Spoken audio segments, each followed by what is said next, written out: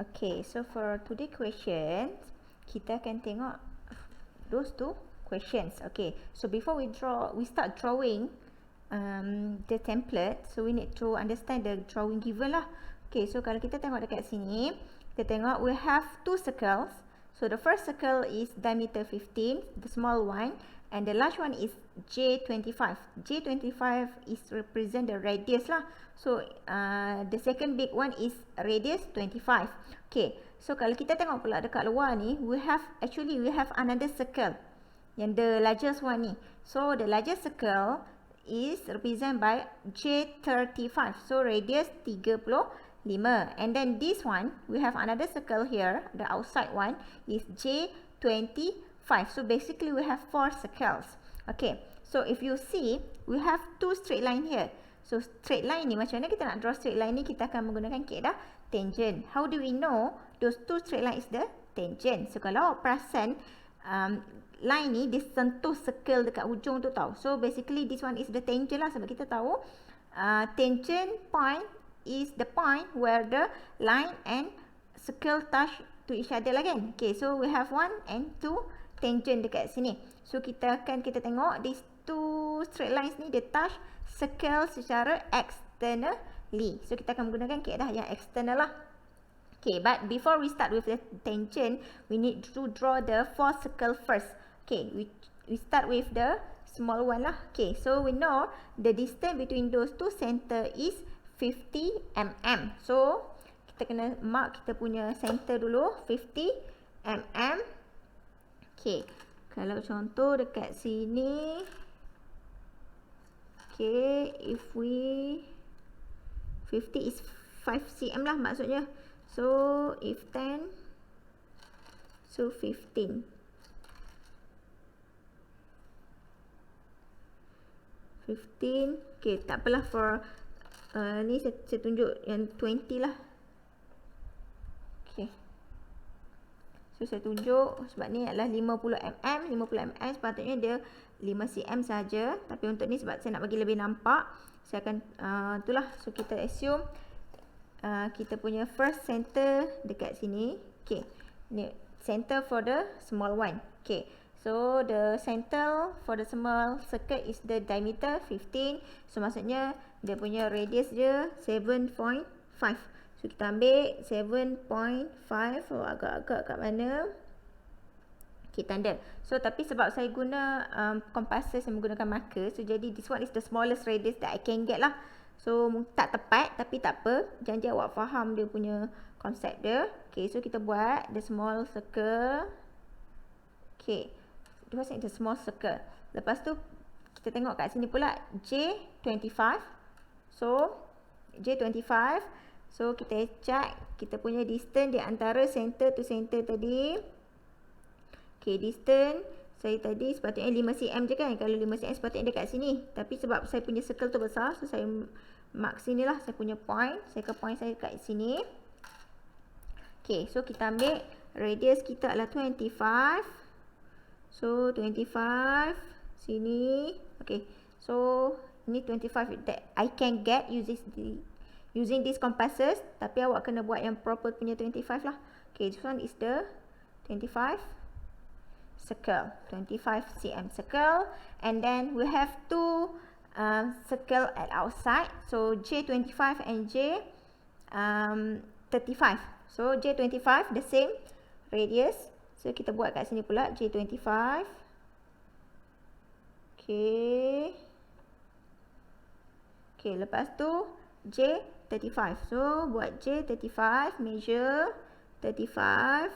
Okay. Okay, this one that I can get J25. Lebih kurang saya buat ni lebih kurang lah. Nanti awak buat proper punya. Saya nak tunjuk kaedah je. Okay, so basically we have 4 circles.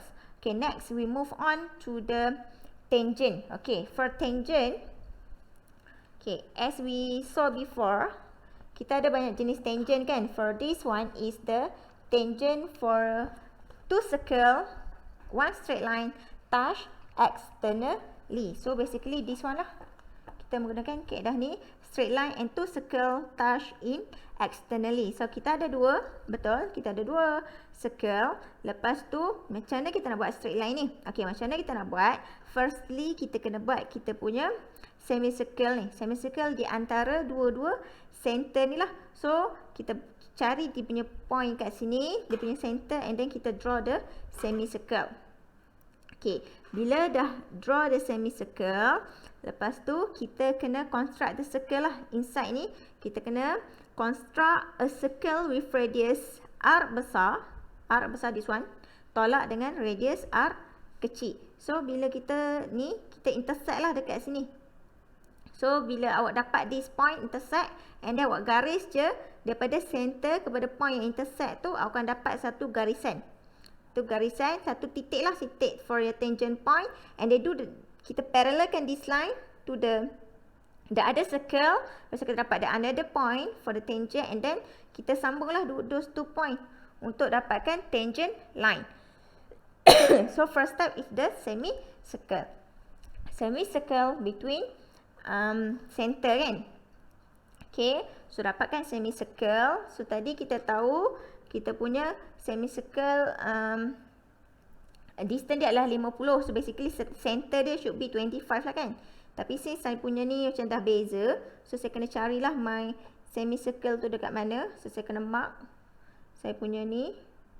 Saya kena cari mana saya punya center. So saya kena mark balik atas bawah. Sama juga dekat center sini. Saya kena mark balik. Saya kena bisect supaya saya dapat cari titik center saya. Okay, so lepas tu saya gabung. Okay, tergabung dua titik ni. Okay, lepas tu yang ni pula. Kalau kita gabung, kita akan dapat somewhere here.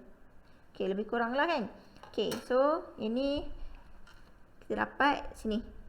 So ni kita punya semicircle. So buat semicircle. Semicircle ni kalau untuk satu tangent je, tapi kita ada juga dekat bawah. So kita buat full circle lah basically. So ini boleh padam lah sebenarnya. Okay, janji kita ada kita punya center tu. Okay, so basically kita ada kita punya semicircle. Okay, lepas tu that one is the first step, semicircle. The second step is semicircle. Okay, second step kita kena buat construct kita punya circle inside, yang mana radius besar tolak radius kecil. Kalau dekat sini kita tahu yang bersentuhnya adalah dekat luar ni. Yang dekat luar adalah radius 25. R 25. Radius yang bersentuh kat ni pun adalah yang kat luar adalah R 35. So 35 minus 25 is R 10. So awak kena cari R10 awak tu, and then you mark lah dekat mana. Make sure R10 ni dia kena touch dengan semicircle. Okay, kalau contoh R10 nya sini, saya boleh dapat. Okay, sini. Mana kita tak perlu buat circle pun, kita just buat satu tanda sikit lah dekat kita punya sini, and then kita garis daripada center ke tempat point tadi tu. So kita garis. Okay, dapat satu garisan. Okay, sama juga ni yang dekat atas kan, tangent for the upper line. So sama juga tadi kat bawah pun 10 juga. So tanda kat bawah, and then garis daripada center to the awak punya yang touch tadi tu. So dapat ni. So dapat dua line macam ni, and then kita akan parallelkan line ni ke sebelah sini. Macam mana nak parallelkan? Awak guna dua set square awak ni. Okay, lepas tu satu ikut dia punya garisan ni, tapi make sure your paper is fixed on the board on the surface. Okay, lepas tu dah macam ni. Tu kita gerakkan dia lah. Gerakkan dia pergi ke center. So daripada sini, betul lah ikut dia punya ni, bawah ni untuk support dia. Okay, gerakkan dia sampai ke center. So sini. Okay, so bawah ni pun sama.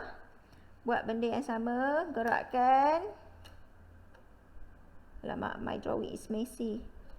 Okay, somewhere around here. Okay, so bila dah macam tu, and then you just sambung je line ni lah. Sambung je dia punya line ni. Ni sepatutnya pergi sampai outside tau. Ni pergi sini. Sorry, saya salah. Dia bukan inside, dia outside.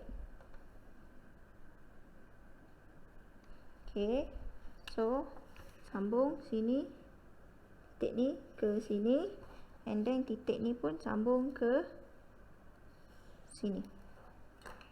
Akan jadilah. So yang bawah-bawah ni awak jangan padam, tapi sepatutnya awak kena buat dengan warna yang lebih jangan tebal sangat lah.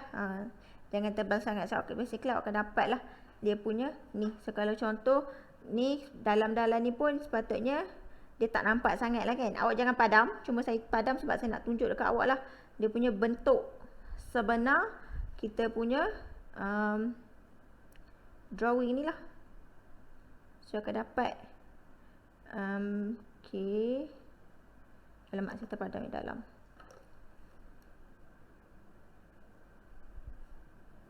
So basically macam tu lah, lebih kurang. Tapi ni sebab dia punya drawing dia punya ukuran dia dah lari. So tapi konsep dia sama macam tu lah.